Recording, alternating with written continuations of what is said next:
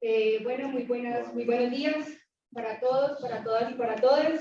Es un honor para nosotras poder estar haciendo esta presentación del primer encuentro de comunicación comunitaria y alternativa Periodismo para la Paz, Bogotá 2023. Encuentro organizado por el periódico El Callejero y la Corporación de Medios Agencia Sur, con el apoyo del Ministerio de Cultura, el Fondo de Cultura Económica, la Universidad Distrital, los colectivos y colectivas del sur de Bogotá, particularmente de Techotiva, y todos los medios de comunicación que van a estar acompañándonos en estas dos jornadas y que vienen de diferentes latitudes como Mi Comuna 2, Bocaribe, Radio Cuyazá, Cuarto Mosquetero, La Linterna, Emisoras de Paz, Desde Abajo, Periferia Prensa Alternativa, Sumando Voces, Doña Julia, A Media Cuadra, El Churrusco, y todos los que de una u otra manera se han vinculado a esta idea y a este sueño de poder sentarnos a hablar de comunicación y a pensarnos la comunicación que se hace desde el barrio y desde los diferentes territorios de Colombia, comunicación comunitaria, alternativa y popular.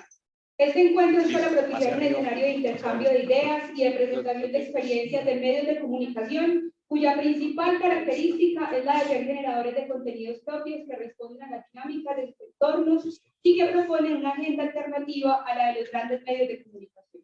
A través de paneles, mesas temáticas, mesas de trabajo y conferencias, esperamos abrir la mirada sobre lo que significa la verdadera comunicación alternativa y popular de base social hoy en el país y comenzar a evidenciar mucho más el importante aporte que le ha hecho a la construcción de la paz. Una construcción que se hace día a día al visibilizar las historias de las comunidades y al construir con ellas relatos respetuosos e inclusivos sobre sus realidades y las miles de realidades que coexisten en este país. Estamos muy felices de poder tenerlos a todos y a todas en este espacio. Para efectos operativos les recordamos que las preguntas de esta primera jornada se van a exponer al final del panel, es decir, sobre las 12 a 12:30 p.m.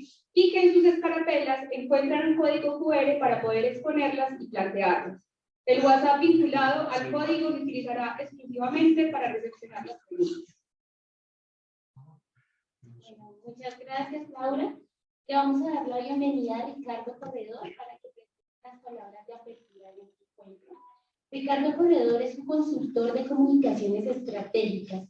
Fue coordinador de la Estrategia de Comunicaciones de la Comisión para el Esclarecimiento de la Verdad de Colombia. Previamente se desempeñó como director de la Universidad Jorge Tadeo Lozano, seccional Caribe, con sede en Cartagena, en 2011 a 2018. Fue director ejecutivo de la Fundación GAO. Cuenta con una larga experiencia de trabajo en temas relacionados con medios de comunicación, educación, desarrollo y periodismo en América Latina. Ha trabajado en organizaciones sociales en Brasil, Colombia, Estados Unidos. De 2016 a 2021 fue presidente del Foro Global para el Desarrollo del Medio y fue miembro de la Junta Directiva de la Fundación para la Libertad de Prensa, FLI. De 2020 a 2022. Ricardo, bienvenido.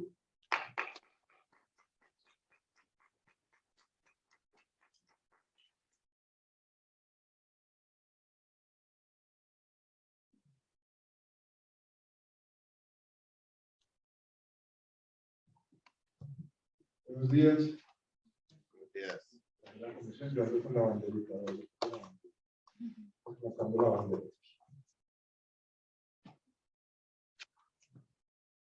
Muy bien. Muchas gracias por la invitación.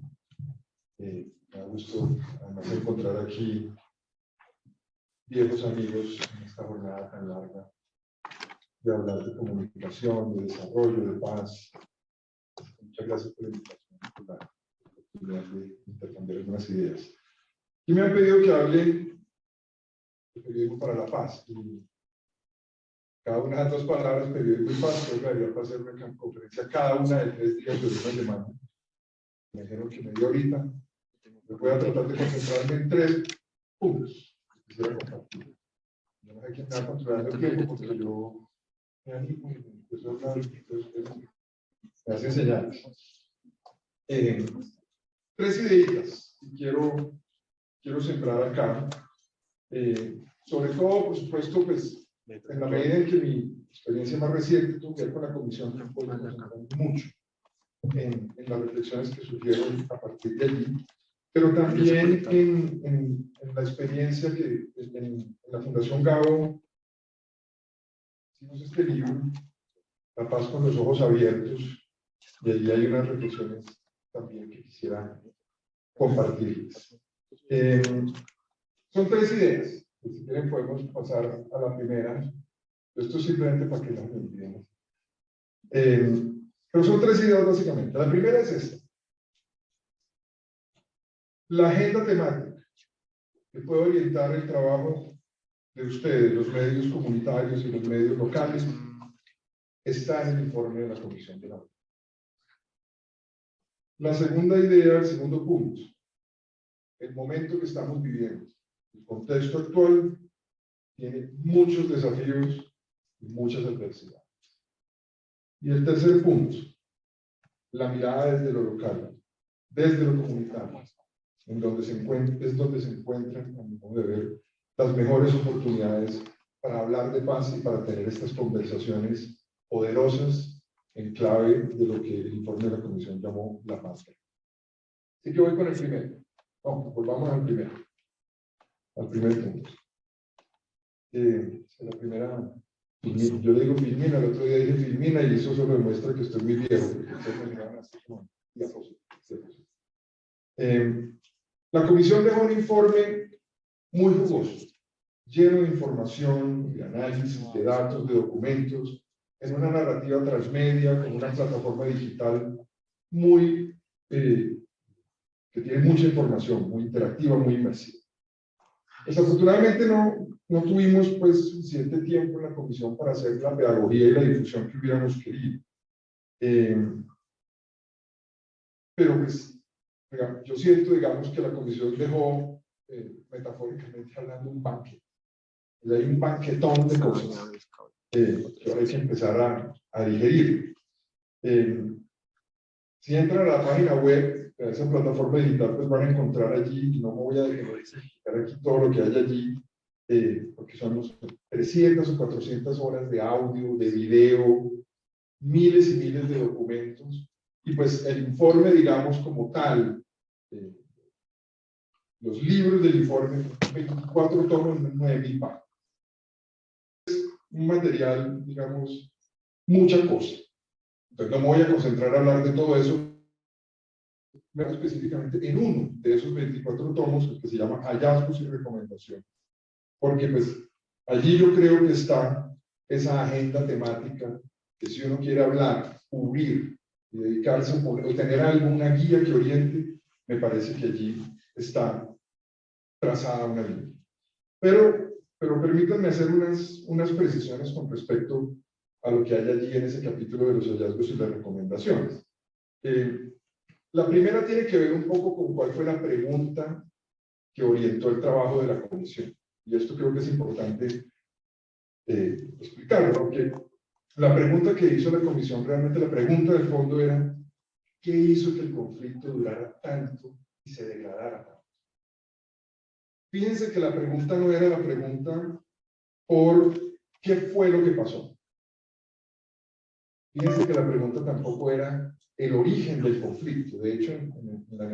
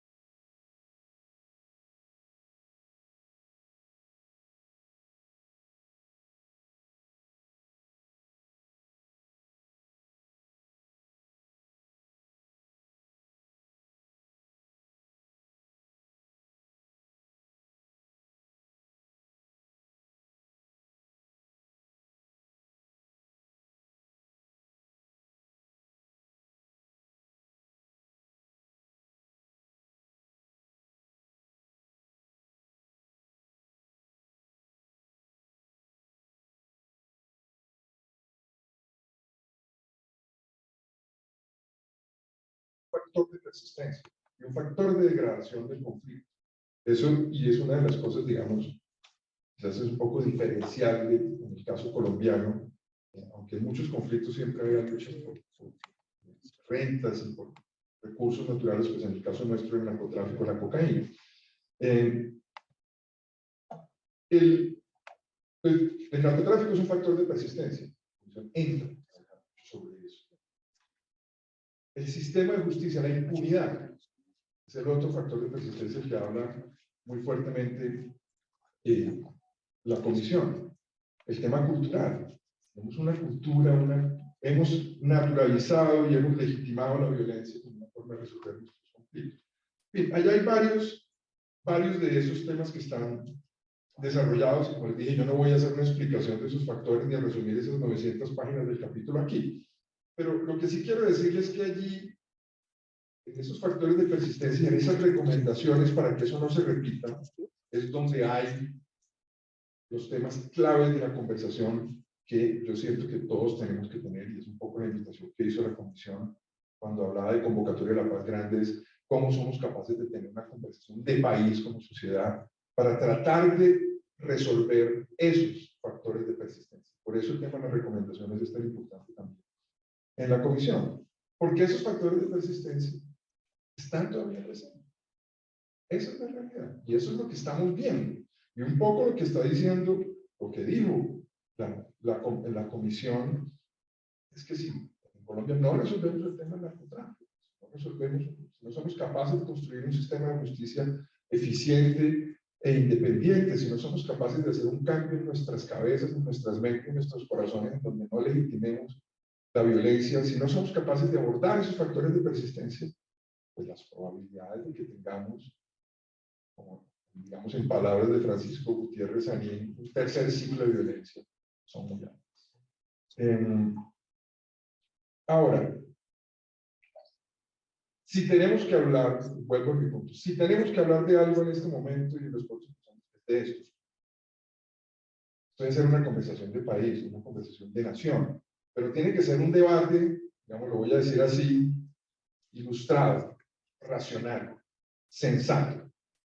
No puede ser ese debate que yo siento que estamos viviendo en este momento. Un debate energúmeno, pasional, sin argumentos, radical, donde las cosas se ven en blanco y negro, cuando lo que el informe de la comisión muestra es que la complejidad del conflicto era todo muy gris, muy colorido, como lo quieran ver. Y esto es muy importante. El informe es claro en decir que esa historia de nuestra guerra es una historia compleja, llena de muchos matices. Es una historia más muy larga, 60 años, que hay que mirarla en su conjunto, que no se puede mirar parcialmente, segmentadamente. Pensar, mirar, analizar las guerrillas en los años 60, en ese momento en el que había ese romanticismo de la Revolución Cubana, etc., es distinto a las guerrillas de lo que fueron los años 90 y los años 2000. Lo mismo, no es el mismo ejército de una época y de la otra, no son los mismos políticos, no es el mismo contexto. La entrada del narcotráfico con tanta fuerza, a finales de los años 70, pues sobre todo en los años 80, hace que las cosas tengan matices, aristas, variaciones. No nos podemos quedar con unas miradas sobresimplificadas. Yo creo que parte a lo que hay que huirle en este momento es a esas miradas, a esas explicaciones simplistas sobre esta historia de nuestro conflicto. Cuando alguien llegue y diga, es que toda la guerrilla era un cartel de la droga, o es que todo el ejército era una máquina de asesinos, o es que todos los empresarios se beneficiaron de la guerra, o era que todos los medios son responsables de lo que pasó. Yo esas afirmaciones, yo siempre digo, allí hay más política que un ejercicio profundo de entender lo que nos pasó. Con esto no estoy queriendo decir que no haya responsabilidades. Claro que sí. Por supuesto que los medios tienen que hacer una autocrítica y ver qué fue lo que hicieron, qué responsabilidades tuvieron. Pero también hay que reconocer que mucho de lo que se supo de nuestro conflicto fueron medios nacionales, medios comunitarios, medios locales, que además en muchos casos periodistas pagaron con su vida por decirnos lo que pasó. Entonces, esa mirada de blanco y negro de los absolutos, hay que huirle a esa narrativa que yo además siento en el debate público que estamos teniendo, cada vez se vuelve un debate tremendamente radicalizado. y muy, con mucha fogosidad en la defensa de esas posiciones. Ahora, una de las cosas que plantea la comisión es, vamos a hablar de los factores de persistencia, pero sobre todo vamos a hablar de la repetición. El nombre completo de la comisión era Comisión para el Esclarecimiento de la Verdad, la Convivencia y la No Repetición. Y la no repetición era fundamental en el trabajo de la comisión.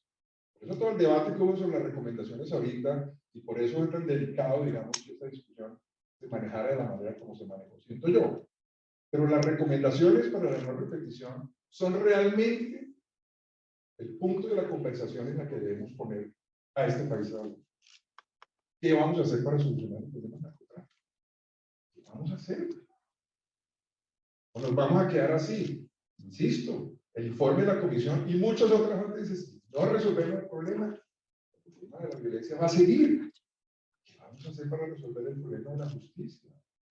¿Qué vamos a hacer para resolver el modelo de seguridad basado en la doctrina del enemigo interno? Entonces, cuando vienen esas conversaciones, yo siento, digamos, que ahí, yo, digamos, como alguien que estuve en la comisión, siento que a mí me han faltado, pues a muchos creo, meternos un poco más en la conversación, porque cuando se plantea sacar a la policía del Ministerio de Defensa, eso no es un capricho. Eso es el resultado de una reflexión que hace la comisión sobre el modelo de seguridad basado en la doctrina interna. Y hay páginas y páginas para explicar esa complejidad y lo que eso significó. Porque poner la policía en el ejército significó una militarización de la policía y por el otro lado significó darle al ejército responsabilidades de la policía. Y eso tuvo unas consecuencias que el informe explica con mucha profundidad.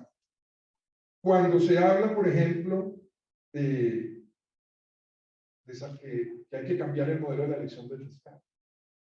Eso tampoco se lo sacó la comisión porque sí. Eso tiene que ver con esa pregunta sobre el sistema de justicia. ¿Y por qué no somos capaces de tener un sistema de justicia? O sea, el sistema de justicia que tenemos es tremendamente ineficiente con unas tasas de impunidad absurdas. Absurdas. Creo que la última información que había era como el 90% de impunidad. Si no somos capaces de tener un sistema de justicia eficiente e independiente, va a ser bastante complejo. Entonces, la conversación sobre la independencia fiscal, que sabemos es parte, obviamente no es todo, pero allí está la conversación. El problema es que si no somos capaces de ver esa conversación en el contexto de esos análisis, de esos factores de persistencia, de los hallazgos, y no lo pensamos y miramos las recomendaciones desde ese punto de vista, pues se vuelve una conversación que termina siendo una conversación superficial, superflua, de posiciones. Y yo creo que es allí donde no nos podemos equivocar. Un tercer elemento. Cuando vemos, por ejemplo, el racismo con el que están tratando a la vicepresidenta, es evidente. La comisión habla claramente sobre el racismo estructural como otro de esos factores de persistencia. Este es un país que tiene un racismo estructural. ¿Cuándo vamos a hablar de eso? Cuando uno le pregunta a los colombianos, ningún colombiano es racista. Pero lo tenemos clasista. Pero eso está aquí, eso es parte de esa cultura, eso está metido acá. Quitarse eso es súper complejo. El capítulo étnico, uno de esos 24 capítulos, es un análisis profundo de cómo ese racismo estructural hizo que en los pueblos étnicos el impacto del conflicto fuera tan profundo. Claro, no es solo el tema racial. Ahí había recursos, allá había oro, allá había minería, allá había corredores estratégicos militares, allá había salida para el narcotráfico. Pero también había negros e indios. Y para los actores de la guerra, los negros y los indios no eran igual. Entonces, allí hay los temas están en este momento en nuestra sociedad y yo creo que parte de la responsabilidad que tenemos todos y que ustedes tienen es entrar a entender eso con esa profundidad y el informe de la comisión les ofrece a ustedes mucha información para entender eso con juicio. Porque de nuevo, si nos ponemos en la conversación de lo que yo creo, de lo que a mí me parece, es que así no funciona esta conversación y no vamos a salir de este enredo. Y ahora sí, un poco para cerrar este primer punto. Cuando yo he dicho que tenemos que tener una conversación como nación, como sociedad, y que una de las bases de esta conversación sea el informe, con esto, ¿verdad? No quiero decir que el informe sea la verdad revelada. En eso, Pacho de Rubio, el presidente de la comisión, siempre fue siempre me gustó mucho. Nosotros no tenemos la verdad.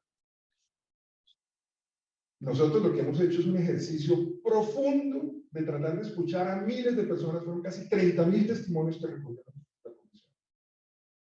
Hemos tratado de más de 1.900 informes de diferentes sectores de la sociedad. Hemos hecho el esfuerzo más grande posible por tratar de tener una escucha muy plural y sobre esa base hacer unas afirmaciones, hacer estas reflexiones sobre estos factores de persistencia. Es de allí que surgen los factores de persistencia. Esto no es 11 comisionados que se sentaron y dijeron, ¿saben que a mí me parece que esto es así? Esto tampoco eran 11 expertos académicos que venían con una hipótesis académica y venían a demostrarla allí. Esto fue el resultado de esa escucha plural, y esa escucha plural nos llevó al informe a hacer estas afirmaciones. Entonces, esto no es la verdad, pero esto tampoco es cualquier verdad. Esta es una verdad que surge de ese trabajo, probablemente uno de los trabajos más grandes, uno de los esfuerzos más sistemáticos, más amplios que se ha hecho en este país para tratar de entender por qué nos pasó lo que nos pasó. Es un trabajo muy riguroso, de mucho calado. Sobre ese trabajo se sacaron estas conclusiones y estas recomendaciones.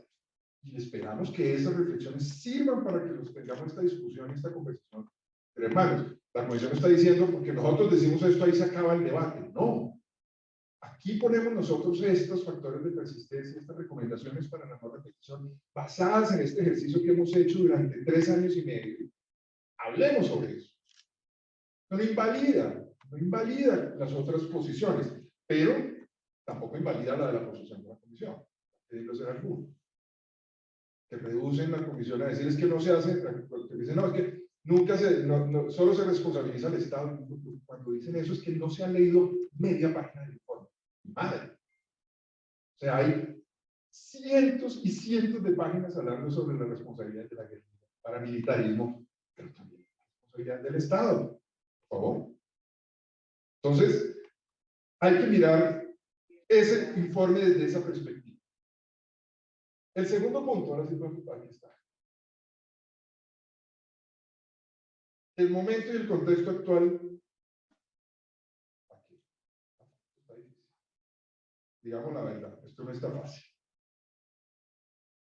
Obvio, cuando uno habla de retos, de dificultades, de problemas, ahí mismo están las oportunidades y las posibilidades.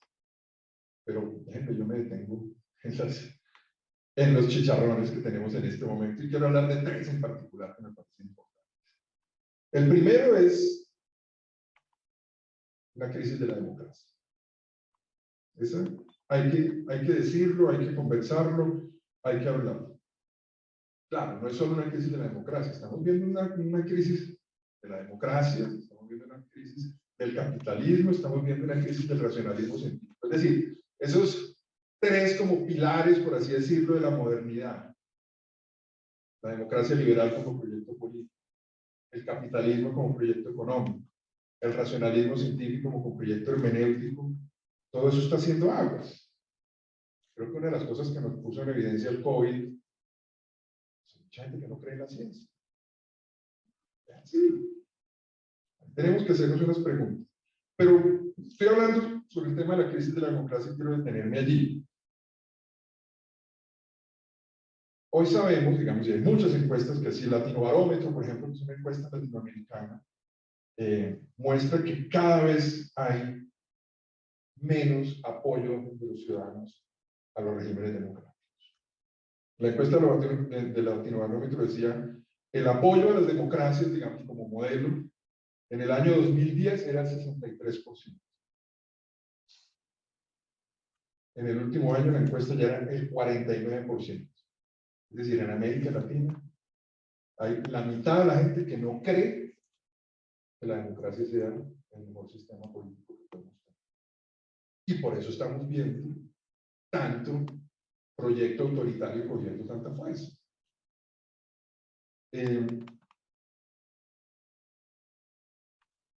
la gente, la encuesta Latinobarómetro dice, la gente está dispuesta a sacrificar libertad por seguridad. Y ahí hay unas preguntas que tenemos que hacernos muy profundas. Ustedes son medios que están metidos en la apuesta por la democracia local. Hay que hablar sobre esto, porque no todo el mundo está convencido. Yo que me considero un hijo de la Constitución del 91, es una gran apuesta democrática. Yo tengo que decir que esta generación mía fracasó en vender la democracia como el mejor proyecto para la siguiente generación. No logramos convencer a todo el mundo. Ahí está la encuesta. Ahí la mitad que no cree. No la logramos. No la logramos.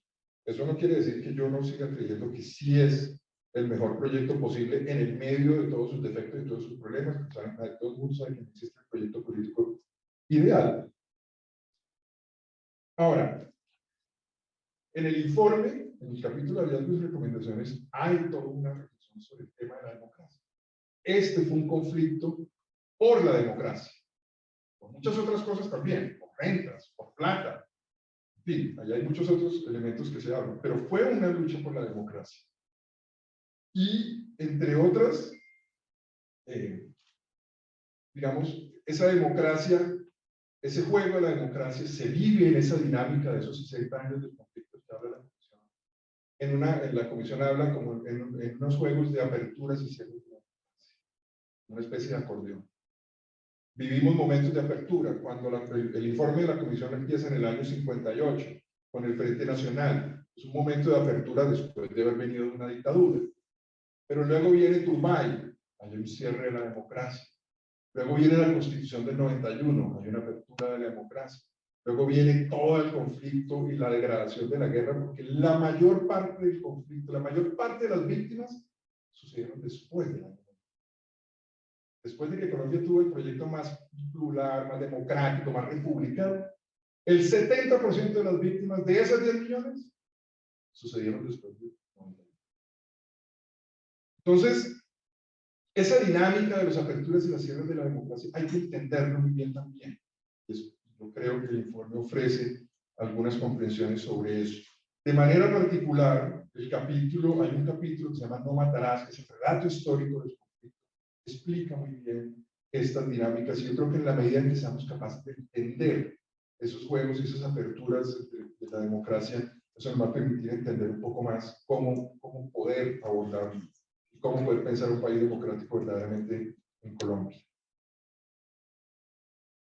El segundo punto que quiero hablar, que tiene que ver un poco con el anterior, es el tema de la polarización.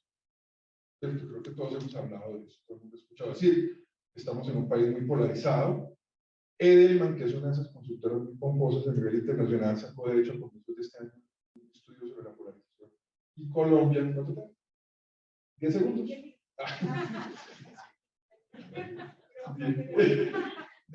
10 segundos. Edelman saca un informe sobre la polarización y dice que Colombia es uno de los 10 países más polarizados. Pero yo quisiera ahí poner un poquito de carne en el asador, porque los análisis que nosotros hacíamos en la comisión nos hacían hacer una pregunta: ¿es el país el que está polarizado o son las élites las que están polarizadas? Y no sé si hay una respuesta frente a eso en este momento como contundente, pero la hipótesis con la que yo trabajé en el tema de comunicación, porque así me lo veían las encuestas, es que son las élites las que están polarizadas y no el país el que está polarizado. Lo que nosotros podíamos más o menos identificar era, claro, no ve unos extremos, y en mis cuentas era más o menos así, como un 20-25% a la izquierda, 10-15% a la derecha, pero uno veía un centro muy grande, que era como un 60%. Y eso tiene un poquito de coherencia y concordancia si uno piensa, por ejemplo, en el tema de la abstención electoral. Este es un país donde solo vota la mitad de la población que puede votar. Entonces, Colombia ha tenido históricamente un promedio de abstención del 50%. Hay 50% de gente que no vota, que no considera que eso es importante, por muchas razones. Por muchas razones. Porque están desencantados, porque sienten que no sirve, que el Estado, en fin, muchas razones. Pero yo creo que esa idea de que el país está polarizado 50-50 o dividido por la mitad no es tan real. Yo creo que este sigue siendo un país de centro. Claro, ese es un centro diverso, heterogéneo, una para aquí o para allá, en fin. Pero esa percepción de la polarización creo que también tenemos que mirarlo. Gabriel Kessler, que es un sociólogo argentino, el otro día estaba oyendo un podcast y él hacía un análisis sobre eso y también hacía como esa diferencia entre las élites polarizadas o el país polarizado, y él también decía que él creía que Colombia estaba en las élites polarizadas. Pero claro, ¿qué nos pasa a nosotros? Entramos a Twitter, por ejemplo, y sentimos, yo entro a Twitter porque siento que es un deber profesional, pero me deprimo profundamente por las discusiones que hay allí. Pero creemos que Twitter es todo el país. Y resulta que de todas las redes sociales, Twitter es la que menos alcance tiene. O sea, creo que los usuarios de Twitter están por 4 o 5 millones. Activos deben ser la mitad. Pero claro, ¿pero quiénes están ahí? Esos extremos que son tremendamente beligerantes, que además son muy hábiles usando las redes sociales, hay que decir, lo saben usar muy bien, y entonces creemos que estamos polarizados. Eso es en Twitter, pero también en los medios masivos, en fin, ahí se da una cadena, en WhatsApp, digamos, pero yo creo que ahí hay que hacer un análisis un poquito más. Y el tercer elemento de estos, de los puntos, digamos, que yo siento que tenemos como desafío, es que, claro, obviamente, si queremos tener conversaciones, estas conversaciones ilustradas, racionales, viendo ahí un 40% de la gente, pues, queriendo meter candela y poniendo carne en el asador y poniendo, pues, fuego allí, pues, eso hace bien compleja la conversación, tener una conversación de esa naturaleza. Claro, indiferentemente de si ustedes están de acuerdo conmigo o no sobre eso, lo que sí creo es que es evidente que hay una degradación y una radicalización en el debate. Y ustedes lo viven también en el nivel local. La gente que se anima a hablar lo hace desde posiciones cada vez más atrincheradas. Y los que tienen posiciones de centro, de sensatez, son vistos como faltos de carácter, como tibios, ¿no? El que pesa es el que más grita. Pero, además, el modelo con el que se está sosteniendo, el modelo de sostenibilidad de los medios hoy, premia la polarización y no el consenso. Lo que da plata es que haya atropello. Y ahí estamos tremendamente enredados. Esto no es un problema de todo el ecosistema de los medios en este momento. Allí tenemos un tema que ver, pero hay algo, y eso me lleva al tercer punto, hablé de una crisis de la democracia, hablé de una polarización, con los matices que he planteado, pero lo otro es que hay una crisis del periodismo. Y eso también tenemos que verlo y analizarlo. Y ahí también hay unas cifras y unos indicadores muy contundentes. Los medios masivos ya no son la fuente principal de información de los colombianos. El 87% de los colombianos consume información en redes sociales. El 58% lo hace en televisión, 24% en periódicos impresos. El dato de Latinobarómetro también hace una encuesta sobre confianza de los ciudadanos y en general hay una caída general en la confianza de las instituciones, pero una caída también en la confianza en los medios. Los medios son muy cuestionados y cada vez más existe una percepción más negativa que positiva. Hay una encuesta que hace Invamercado en Colombia hace muchos años y en 2019 por primera vez la percepción negativa de los medios superó la percepción positiva de los medios y la tendencia se ha agudizado. Yo creo que es claro que tanto a nivel global como a nivel de Colombia hay un desmoronamiento, un desdibujamiento de eso que uno llamaría, digamos, los medios tradicionales, digamos así. Yo sé que es una categoría que puede ser problemática. Pero es claro que el campo, el ecosistema, los medios se ha alterado, han entrado nuevos actores en el escenario como consecuencia de la revolución digital, y ya es claro que los grandes medios, las grandes cadenas de televisión, los grandes periódicos, ya no son los que construyen las principales narrativas que nos unen como sociedad. Hoy en día lo vemos todo el tiempo, unos influenciadores, un opinador, alguien que tiene una plataforma en redes sociales puede tener tanto más público llegada que lo que antes hacía un medio que tenía una infraestructura. Con esto no estoy diciendo que los medios masivos estén desaparecidos, que están muertos. Yo también estoy en contra, digamos, de esa mirada, pero creo que es evidente que ya no son lo que eran antes, que ese poder que alguna vez tuvieron ya no lo tienen hoy. Igual, tercer punto, ya con esto voy a cerrando. Claro, acabo de pintar un panorama quizás un poco lúgubre, un poco triptongo, pero aquí me quiero concentrar en las oportunidades que hay. Y yo sí les quiero decir que yo siempre creído, yo tuve una época que trabajé en las radios comunitarias en el Ministerio de Cultura y ahí pude conocer muy de cerca lo que era el trabajo en las radios comunitarias. Yo sí creo, y esto no lo digo pues para impulsarles al oído, porque ustedes me han invitado acá, que la paz realmente pasa por esos territorios y que no hay posibilidad de construir una paz si no hay una apuesta desde eso que se llamó en algún momento la paz territorial. Yo creo que eso es real. De hecho, uno de los esfuerzos que hizo la Comisión fue tratar de entender esas dinámicas territoriales, porque este también ha sido un país que esas narrativas sobre conflictos se han construido desde Bogotá y desde el centro. La Comisión tuvo una dirección territorial y hay un capítulo territorial que además está subdividido en 14 tomos para tratar de... Y uno encuentra, claro, hay patrones, hay factores que son comunes a todos, pero cuando uno entra en lo territorial uno encuentra que hay pues, es distinto lo que pasó en los años 70 en Amazonas a lo que pasó en los años 70 en La Guajira, ¿no? Hay factores que son comunes, por supuesto, pero hay diferencias. Entonces, ese tema de mirar lo territorial me parece que es importante porque cualquier ejercicio de construcción de paz tiene que empezar desde los territorios.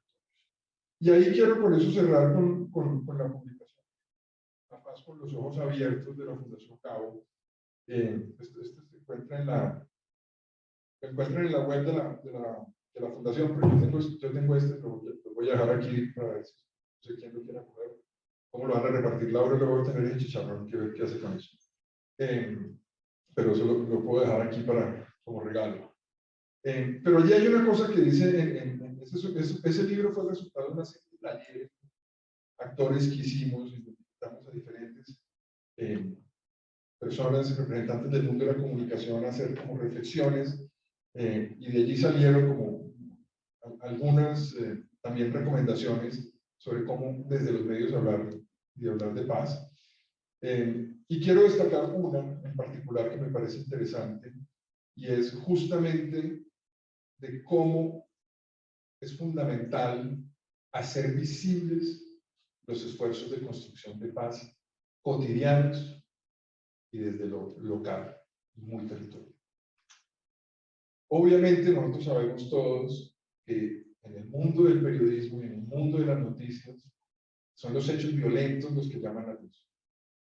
Pero una de las invitaciones que está claramente puesta allí en el libro de La Paz con los Ojos Abiertos es a no dejar que la agenda se vaya por ese lado. Eso no quiere decir que no se hable de eso.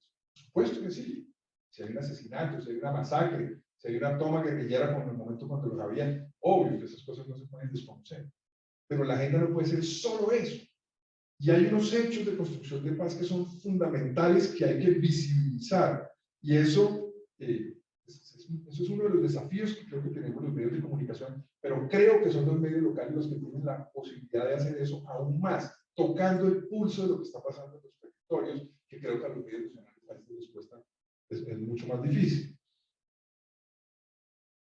Y esto también refuerza algo que plantea el informe de la Comisión, que tiene todo un capítulo dedicado a los afrontamientos y a la resistencia. Es un capítulo que se llama Sufrir la guerra y rehacer la vida, y en el que se plasma eso que en la Comisión llamamos el correlato. Sí, por supuesto, esto es una historia de guerra, de dolor, de sufrimiento, de crueldad, pero también es una historia de resistencias, de afrontamientos muy valientes, de resiliencias tanto en lo individual como en lo colectivo. Hay que hablar de eso. y es en los medios locales, en los medios comunitarios, donde yo creo que hay la posibilidad de visibilizar algo que en el día a día son los que ha hecho que este país no se haya descuadernado más de lo que ya se descuadernó y lo que está descuadernado en este momento. Porque finalmente todo esto termina en esa reflexión profunda de la reconciliación. Todo esto es para que algún día seamos capaces de estar juntos y no matarnos. De eso se trata. Y por eso, déjenme, quiero leer de la comisión de esta declaración. También tengo 2 copias, voy a dejar 2 copias. De la convocatoria de la paz grande, quiero 2 frases que me gustaría destacar.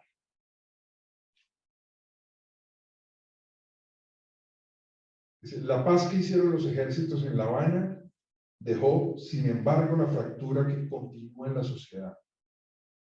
La controversia política normal quedó en Colombia empapada en dolores, odios y desconfianzas. Nos acostumbramos a vivir en modo guerra, aunque la inmensa mayoría de nosotros no tengamos fusil. Seguimos en modo guerra. Seguimos en el modo guerra y tenemos que salir del modo guerra. Y eso no será fácil. 60 años viviendo en el modo guerra tienen un impacto. Pero para salir del modo guerra necesitamos ustedes. De eso estoy totalmente convencido. La reconciliación pasa por lo que ustedes hagan en los territorios, por lo que los medios comunitarios hagan en los territorios. Vuelvo a citar aquí. Reconciliación significa aceptar la verdad como construcción, como condición para la construcción colectiva y superar el negacionismo en la impunidad. Significa tomar la determinación de nunca más matarnos y sacar las armas de la política. Significa aceptar que somos muchos, en diverso grado, por acción o por omisión, los responsables de la tragedia. Significa que esto lo vamos a construir juntos o no habrá futuro para nadie. Y para ir juntos tenemos que cambiar.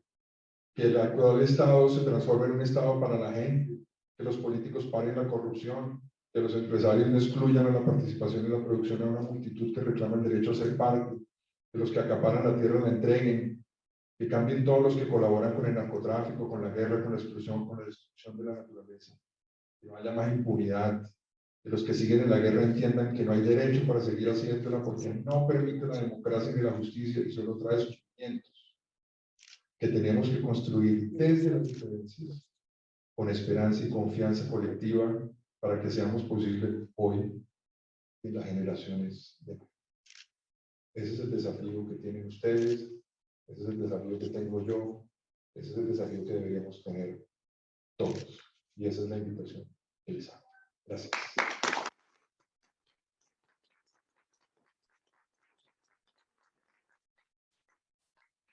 Ahora, yo les voy a chicharrón.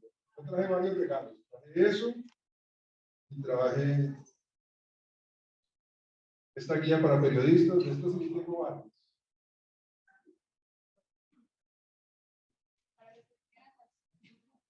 Y banderitas, ve, traje 3 banderitas que me habían sobrado.